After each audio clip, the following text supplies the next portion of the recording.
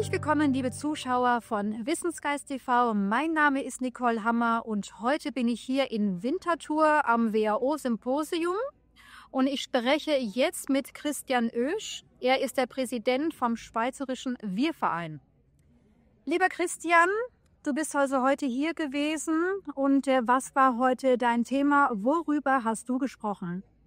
Ja, danke schon mal, Nico. Schön bist du auch vor Ort. Wir schätzen neue alternative Medien. Ist ja heutzutage sehr wichtig.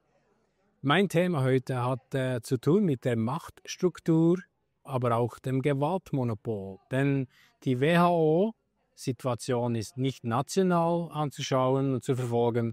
Es ist wirklich und hat mit einer internationalen, sehr gut koordinierten Gleichschaltung zu tun. Also mein Auftrag heute, den Auftrag habe ich mir selber gegeben, ist eigentlich aufzuzeigen, der rote Faden.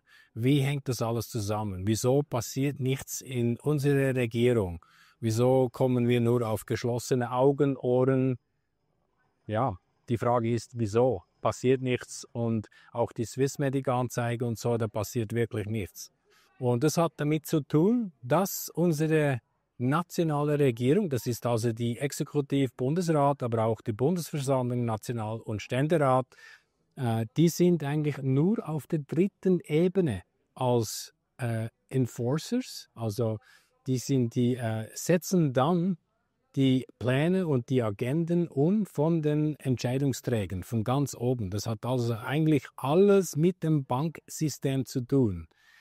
Und ganz zu oberst finden wir natürlich die finanziellen Institutionen wie die BIS in Basel, Bank of International Settlement oder Bank of Internationaler Zahlungsausgleich, zusammen mit den ganzen Zentralbanken, die dort Mitglied sind. Das sind 64 Länder, die dort Mitglied haben. Interessanterweise auch Russland immer noch, Südafrika, Brasilien, Indien, also die BRICS-Staaten sind immer noch Mitglied bei der BIS. Und das sind die Entscheidungsträger ganz oben. Die treffen sich mit dem WEF, die treffen sich auch mit dem Council of Foreign Relations, Trilateral Commission, USA, Nordamerika basiert und dann auch die Bilderbergers hier in Europa. Wir können diese auch quasi als Geheimgesellschaften nennen. Und diese Powerstruktur dort oben, die Machtstruktur, sind die Entscheidungsträger. Die entscheiden, was läuft. Also wenn unser Schuldengeldsystem eine neue Beatmung braucht, und das ist, was eigentlich passiert ist mit der Pandemie im 2020, die mussten etwas ausfindig machen, die brauchten so quasi einen Anlass, ein Event, um sich selber beatmen zu können. Das Schuldengeldsystem war bankrott eigentlich und sie mussten das. Das hat eigentlich die ganze Gleichschaltung ausgelöst für diese Pandemie. Und über Gesundheit ist es dann am einfachsten den Menschen durch Panik und Angst, also durch das diese ganze Pandemie wurde Angst gemacht und das hat die Menschen auch dazu gezwungen, so quasi mitzumachen. Und ganz oben die Entscheidungsträger sind dann verwickelt mit den Distributors, also die Verteiler. Das ist dann die UNO-Agenda und die UNO. Und das ist ja mit der UNO-Agenda 2030 verbunden, welche diese 17 nachhaltige Zerstörungsziele, wie ich das nenne, am Umsetzen sind. Also von ganz oben bis hier in der Schweiz, bis und mit die Schulen, die Kindergärten und auch die Kita. Es ist alles miteinander verbunden. Und dann die Umsetzer so quasi von dem Ganzen sind dann die nationalen Regierungen. Also unsere Schweizer Regierung kommt erst in der dritten Ebene. So, die übernehmen, was oben entschieden ist und dann wird das umgesetzt im Land. Darum macht niemand mit. Hier in der Schweiz, der Bundesrat, das Bundesgericht, die Bundesanwaltschaft, wenn wir die Swissmedic-Anzeige verfolgen, niemand rührt sich und das hat mit dem zu tun. Die wurden von oben nach unten orientiert, nichts zu unternehmen und das ist eigentlich, was ich heute in meinem Vortrag aufgezeigt habe, ist, dass die Menschen, die hier sich die Information holen, es gibt immer neue Informationen zu Studien, Gesundheitsstudien und wie sich das Ganze entwickelt, Aber das Wichtige, das ich heute versucht habe, ist mal den roten Faden zu zeigen, wieso sich niemand rührt hier in der Schweiz. Eigentlich sind wir immer noch im Notrecht, wenn wir das ganz klar sehen. Und eventuell habt ihr dann eine bessere Idee, wieso unser Bundesrat, ich nenne das jetzt das Schweizer Gewaltmonopol, wieso da nichts reagiert. Als ich im 2020 diesen UNO Agenda 2030 Logo auf das Bundeshaus geblendet einsah, wurde mir klar, dass wir als eine Schweizer Eidgenossenschaft, Demokratie, wie wir das so sagen, dass wir eigentlich die Kontrolle über unsere nationale Regierung verloren haben. Also wir sind und befinden uns hier im absoluten Rechtsbankrott. Und wir kriegen das jeden Tag mit und die Idee ist und die Frage ist, okay, gibt es noch eine Lösung? Und ich habe heute auch eine Lösung dazu aufgedeckt sozusagen. Es ist meines Erachtens das ganze Symposium heute professionell aufgenommen wurde. Also jedes Interview können wir dann in der Aufzeichnung verfolgen.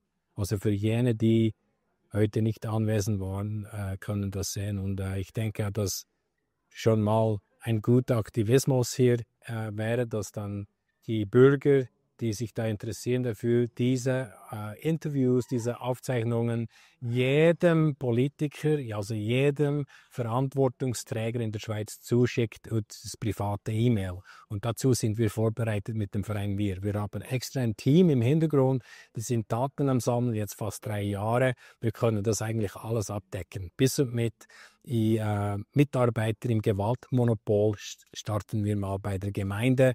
Und das ist ein Projekt, das ich heute bekannt gemacht habe. Das heißt Zurück zu den Wurzeln.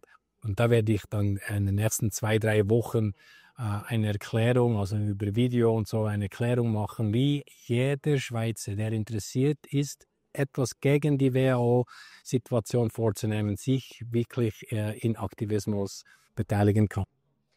Christian, wie können sich die Menschen einbringen? Wie können sie das unterstützen, dass diese Agenda 2030 nicht stattfinden wird hier in der Schweiz? Wie kann man das seit umgehen? Indem man Bundesräte, Politiker anschreibt. Was macht jetzt euer Verein? Der Verein, also mit unserem neuen Projekt, das ist eigentlich unser Hauptprojekt 2025, ist Zurück zu den Wurzeln.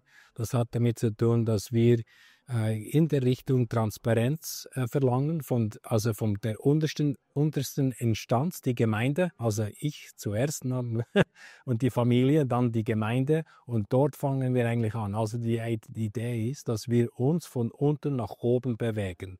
Wir sind die Bürger, wir bürgen für all diese Situation, Pandemie, okay, die ganze finanzielle Belastung auf dieses Land. Und ich habe es ja erwähnt ganz am Anfang, es ist ein Bankenkonzept, das alles veranlagt hat. Und die Schweiz hatte die Situation mit ungefähr 144 Milliarden wurden kreiert, um diese Pandemie zu finanzieren. Oder Pandemie mit L. Und ich denke nicht, dass wir Politiker haben, die das verstehen. Und das war die ganze Motivation hinter der Pandemie. Es war um das Schuldengeldsystem zu retten nochmal. Nach 2008 war es wieder mal Zeit und das war 2020. Und sie haben sich gerettet. Schon nur, wenn du es schaust, 194 Mitgliedstaaten von der UNO, okay, und die Schweiz alleine hat über 140 Milliarden neu gedruckt sozusagen. Also 2% ist noch gedruckt und gestanzt, der Rest ist alles digital. Also keine Sache, 140 Milliarden zu kreieren. So, das ist eigentlich das Problem und das ist auch nicht einfach, dass das die Politiker mitkriegen. Also, wenn wir die Information gut aufbereiten und über die Plattform, die wir jetzt am Erstellen sind. Wie lautet die Seite? Das ist die vereinwir.ch. Und es ist unter Loslegen, also die Kartei Loslegen, dort haben wir das Konzept Zurück zu den Wurzeln und dort finden wir dann das alles mit den ganzen Datensammlungen. Wir haben ein Team, das waren 20, jetzt sind ungefähr noch 12, die aktiv sind am Datensammeln. Das heißt als Exemplar, Kanton Aargau hat 163 Gemeinden Wir haben jede Gemeindewebsite auseinandergenommen und im Öffentlichen, diese E-Mail ausfindig gemacht von allen Mitarbeitern, die für eine Gemeinde arbeiten. Also von den Behörden, Gemeinderat bis mit Schule, Schulkommission, Vorstand, Polizei, Feuerwehr, Tourismus. Die können wir jetzt alle anschreiben und sensibilisieren, wie auch diese Symposium. Bum, bum, bum. Also wir können uns dann lokal, regional organisieren, um diese Leute auch aufzuwecken. Wir gehen schon davon aus, dass wir den Telegram-Kanal verlieren, eventuell sogar die Webseite verlieren, aber mit E-Mail können wir die Menschen von überall auf der Welt können wir immer noch E-Mails schicken. Und wenn wir die Privat-E-Mails haben, oder auch die Gemeinde-E-Mails haben von diesen Mitarbeitern, können wir sie von überall her richtig eindecken mit Informationsquellen, damit sie sich selber bewusst werden, was da abgeht, bis mit UN-Agenda 2030. Dann kann auch später niemand sagen, er hätte nichts gewusst. Das ist eigentlich genau das. Also das ist eigentlich das Projekt, es ist massiv. Also nur zu sagen, ich habe den Kanton Aargau erwähnt, 163 Gemeinden, dort sind fast 22.000 Kontakte, die jetzt jedermann vom Kanton Aargau, die lokal, sich regional organisieren, können jetzt diese Information, ob was es auch ist, heute der Urs hat angetönt, Blauzungenimpfungen, alle Bauern und so, die Probleme mit den Tieren, mit der Milch, denn es wird alles dort auch vergiftet, es wird weitergetragen in die Milchprodukte und so. Also hier könnten wir jetzt als Projekt diese Information nehmen und dann allen in der Gemeinde zuschieben. Denn die Mainstream-Medien, also Leitmedien, die durch Zwangsfinanzierungen bezahlt werden, gesponsert werden sozusagen, die bringen ja unsere Information nicht. Also die alternativ neue Information durch unsere alternativ neue Medien, die kommt nicht an. Durch das wir zensiert werden. Das sind die Pläne in der EU, die noch weitere Zensuren vornehmen möchten und das eskalieren. So von dem her sind wir so aufgestellt, dass wir jedermann aktivieren können, lokal, regional. Und da können wir dann auch mit Flyers und mit anderen Aktivitäten bis und mit verlangen für außerordentliche Gemeindeversammlungen, damit wir diese Leute informieren können, was diese Täuschung eigentlich vorzeigt sozusagen. Und diese 17 nachhaltigen Zerstörungsziele, sage ich, das ist eigentlich eine Aufschlüsselung. Wir haben das aufgeschlüsselt, was sich da eigentlich verbirgt hinter diesen 17 Zielen. Und das ist grauenhaft, wenn wir das anschauen. Dazu haben wir Filmmodule gemacht, also ganze Film mit der Einleitung über die UNO, was sich da eigentlich verbirgt. Und dann jedes Modul, 17 Module sind separat, auch im Text, Multimedia und im Text. So, das ist ganz einfach zum Teilen dann. Super, Christian. Vielen herzlichen Dank für das Gespräch mit dir und ich wünsche halt dir und eurem Verein wirklich ganz viel Erfolg. Vielen herzlichen Dank. Danke vielmals. Okay, auf dir, Dankeschön.